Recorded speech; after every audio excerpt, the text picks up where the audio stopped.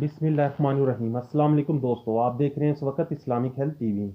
दोस्तों, एक बच्चे को नई चीज़ें सीखने और आगे बढ़ने के लिए बहुत मेहनत करना पड़ती है, जिसके लिए इसे बहुत ज़्यादा तवानाई की ज़रूरत होती है।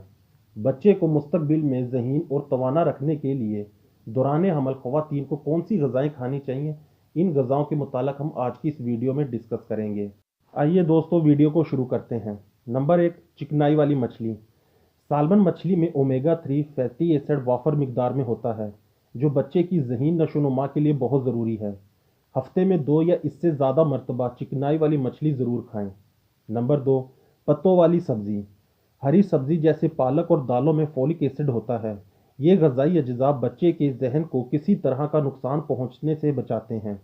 इसके अलावा फोलिक एसिड बच्चे को जहनी और कल्बी पेचीदगियों से भी बचाता है। Number 3, blueberries. ब्लूबेरीज में एंटीऑक्सीडेंट्स होते हैं, जिनकी बिना पर बच्चे में महसूस करने की सलाहियत को बढ़ा देती है। ये फल अल्जाइमर और दिल की बीमारियों से बच्चे की हिफाजत करता है। नंबर 4, अंडे। अंडों में अमाइनो एसिड की एक किस्म कोलेन होती है, जो बच्चे की जहनी सलाहियत और याददाश्त को बढ़ाती है। अंडों में प्रोटीन की मिकदार बहुत ज़्यादा होती है और कम कैलोरीज होने की वजह से अंडा बच्चों की नशोनुमा के लिए बहुत मुफीद है।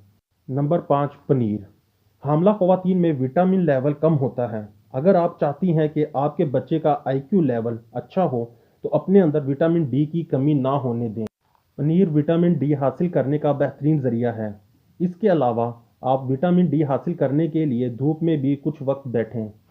दोस्तों, अगर आप चाहते हैं कि आपके बच्चे की जहनी नशोनुमा और उसकी ग्रोथ अच्छी हो और उसकी याददाश्त में इजाफा हो, तो दौरान हमल ख़वातीन ये ग़िज़ाएँ ज़रूर इस्तेमाल करें।